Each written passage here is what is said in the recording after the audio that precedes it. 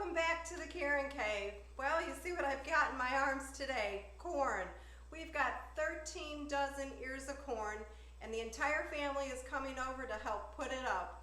This is pretty much a family tradition that we've been doing for many years, and I'm going to actually dedicate this video to Norma Lee, who is the one that has taught us how to do this. Norma Lee passed away at the age of 102, so there's something grand about all the food that she used to eat on the farm and that they raised. Just good living is what she used to say. And as you can see, she's cleaning her corn, she's taking the kernels off and creaming it, and we're going to use some fun tools today that I'm going to teach you. And the method that we're going to use today is very simple. There's no water bath involved in it, there's no cleaning of jars or anything like that. We are just going to use freezer bags. Very simple way, an amazing way to store it in your freezer, and something that you can grab very quick this winter and make some of the recipes that I'm going to teach you about this winter. So stick with me, and literally we're going to get sticky with this corn, and hopefully just the whole family. All right, Delaney, so what are you doing? I'm soaking the corn so that none of the silk's get in our creamed corn. Awesome, thank you. You're doing a great job, Maisie. I'm soaking the corn so that none of the silk's get in our creamy corn. Yeah, we want to get them all out, right? Yeah.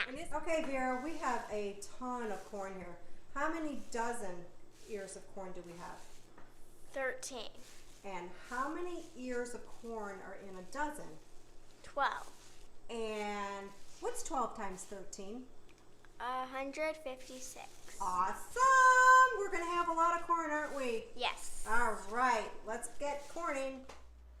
Okay, so our next step after we get all those silks out is we're going to take them and just wash them in some nice warm water and let them soak for a little bit, get them all washed off, and then we're going to take them over and take the kernels off and cream them. So here we have the first ears of 156. And my sink, I've got to tell you a little bit about my sink. My sink came out of a house that was from the 1920s, and this sink belonged to great-grandparents in the family. And I had it all re-enameled and brought it here and got it hooked up and got pretty much the same similar hardware hooked up to it. So it's super fun to use, and it's got a lot of attachment to everything that we do in the Karen Cave. So let's get the corn over to the kernel remover and the creamer.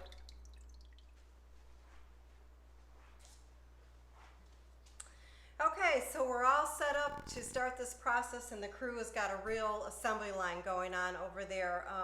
We're almost done husking 156 ears of corn and getting ready, getting them silked. They're working real hard on them, all the kids over there. So it's wonderful when you have a team approach to this, because that's a lot.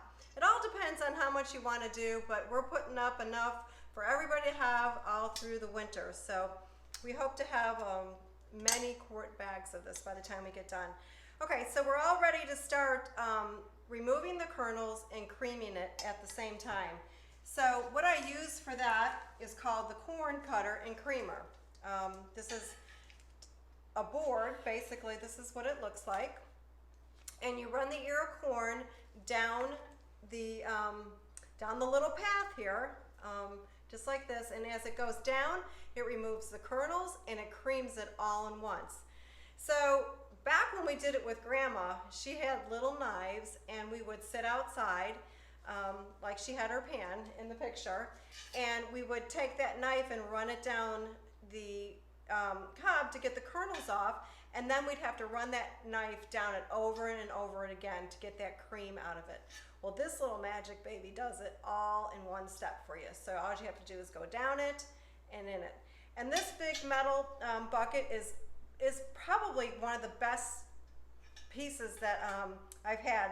This bucket comes back to me from my childhood. It used to sit underneath the big wash tub in our basement, and it reminds me of the different types of stainless steel pots and pans and everything that my grandfather used when he would cook. But this is basically just a utility bucket, but it's heavy and it's stainless steel.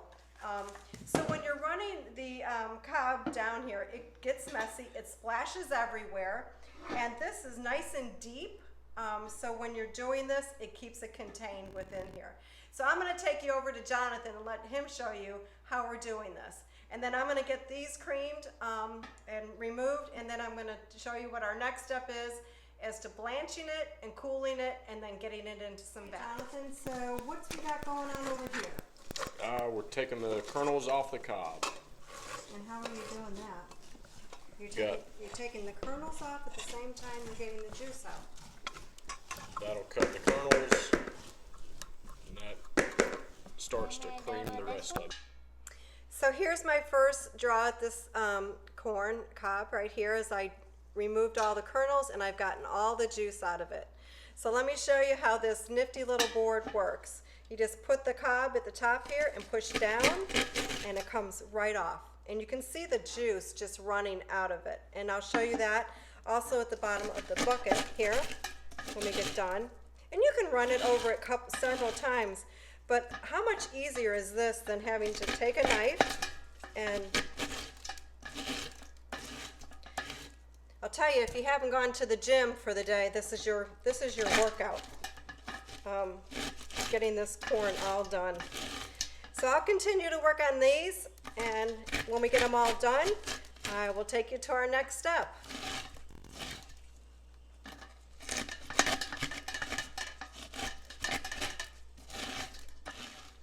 Okay, so I'm here on my last ear of corn, and yes, I told you it was going to get messy and sticky, but oh boy, this is these boards are amazing, the way that they take the juice out of the cob and take the kernels off all at once. So let me show you just a little bit about, be very careful that if you get one of these blades are really, really sharp, so you never want to run your finger across them or anything like that. But so look at the bottom of the bucket and the juice and the corn that we got just from those, what, 4, 5, 6 ears of corn. So it works wonderful, and 156 ears of corn will probably fill up this bucket. And again, this bucket is perfect for this type of work because as you can see how it's splashed all around it, something deep like this is wonderful. If you have just a small bowl or something like that, you're going to see that the corn is just going to fly all over. So the deeper the well, the better. So let's get on to our next step of blanching our corn. Okay, we're back and we've got our corn all in a pot here. And for our purposes today, I'm just going to do this small batch for you because we are going to actually do this in freezer bags. We're not going to actually can it, but you can do the canning method for it. You can use jars, you can use pints or half pints. And what you want to do is for every 2 quarts of your cream corn, you want to be able to measure it out before you put it in the pots and blanch it. You want to be able to add a ½ teaspoon of salt to each one of these jars before you go ahead and load them up with the cream corn and then you go to seal them. And for this type of sealing and canning, you're going to want to use a high pressure method. And that should probably last about 85 minutes, the total pressure of building up the pressure, sealing it, and then bringing it back down and cooling it. You do not want to use a hot water bath with your corn. So I have already added some salt to this mixture because we're going to go ahead and put it into our freezer bags. I added about 2 tablespoons to this. This is about 4 cups of creamed corn. So what we're going to do is I want to keep it stirring here. I've got the flame on it here from the old chambers. Isn't that beautiful? Those 3 beautiful flames, or 4 beautiful flames. And so you want to constantly be stirring it because this corn has a tendency to burn. And if it's too thick, you can always add a ½ cup of water to it. I did add a little bit of water to this to bring the consistency just a little bit looser. So we're going to bring this to a simmer and blanch it. You don't want to cook it, you just want to get it to where it's about 10 minutes into this and it's blanched. It's just where it's slightly warm but not boiling or cooking, because you don't want to cook it. And then we're going to put it into our freezer bags and put it in the freezer. Okay, it looks like our corn is nicely blanched. So the last step before we put it into the freezer bags is we want to cool it down before we get it in there. Bring it down, not so it's ice cold, but we just want to bring it down from the temperature that it was on the stove. So what we do is just put it into another bowl. The best method I've found here is to just get something flat like this that you can lay your ice across. Better than putting it into a bowl, because the temperature can reach this bowl faster with all the ice. So putting it over ice for about 3 to 5 minutes will cool it down and get it ready for those freezer bags. So while this is cooling down, I'm going to take you over to some fun that we had today. We had these cutting boards that we were taking the kernels off and creaming the corn with. So we decided to have a little bit of fun, because 156 ears of corn can get pretty monotonous along the way. So we took a break and we had the adults have a contest, and we also had the kids have a contest as to who could see, for the adults, it was who can clean 3 ears of corn the quickest. And so then with the kids we did 1 ear of corn. So I'm going to take you over to the contest and let you see that going on while this cools down, and then we'll get it into some bags. So here's some fun for you to watch. Right over here.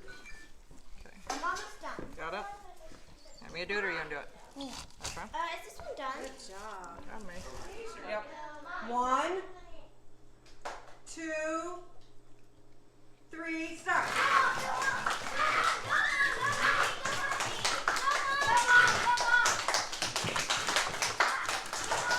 Oh, mine's upside down. No, it's not, Justin. It was sheeting the corn on the outside here. Megan, yours is upside down too. Jonathan rigged it that way. You said we're not cheating, we're not doing something right. Raise your hand when You you're ready finished. first, last. Short end. Short end. Justin. Short end up. No. Short end up, okay. Got a fan favorite. Look over yonder. That's 3. I can't tell. Are you ready, Maisie? All right. 1, 2, 3, go.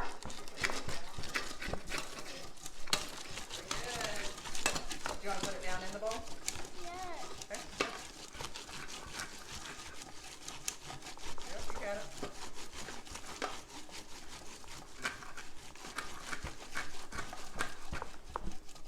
Good.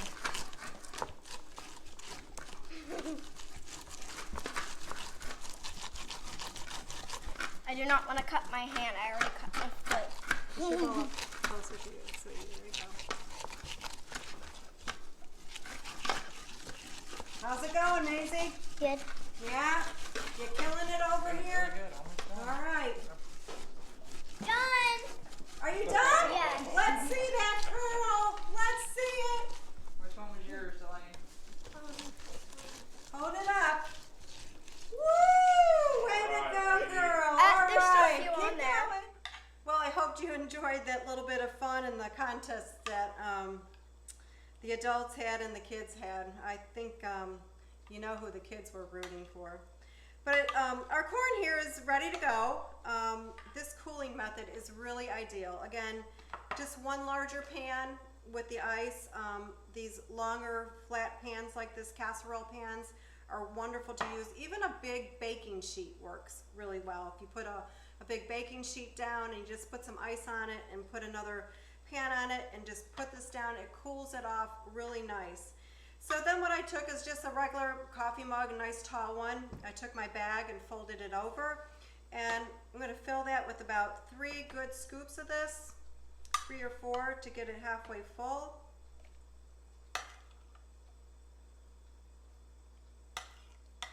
Maybe just a little bit more. And take your bag out of the cup and fold it down, and what you're going to want to do is press that corn flat and get all your air out, and then seal it up. And that way you've got lots of air out of it, and then you've got your bag of corn. And those go directly in the freezer. They're nice and cooled and everything. So we got one more here. I can show you how we're gonna do that. Take your bag like this, just flip it over your sides. This is where this comes into handy, but we don't need this to measure because we're not canning anything, but you could use that if it's helpful. Just kind of open up your bag. This kind of reminds me of doing the luminaries at Christmas, folding the bags over.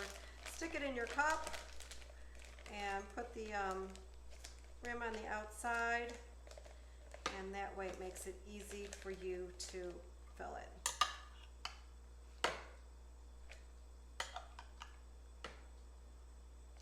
This corn can be used in so many different recipes. One of my favorite recipes is my grandfather's corn fritters. He used to make those at the country clubs when he was a chef, and they're an amazing little treat to have. They're really good during the winter. So during the winter this season, I will definitely give you the tips and hints of how to make some really good corn fritters. But all kinds of things that you can use this with. You can make cornbread with it. You can use it in casseroles. So again, press that air out and press your corn all the way up, which presses your air out. And then right before it gets to the top, just go ahead and press down and seal. Oh, we got a little bit out there. So, and there you have it. You got 2 bags of corn ready to go for the freezer. I hope you enjoyed this recipe. It's very simple. It takes some time. It's messy, but it's a lot of fun. So I hope you and your families can have as much fun as we did doing some cream corn. I will have links to the corn cutters in my description, and I hope you will give me a thumbs up and subscribe to my page. Thanks for joining me.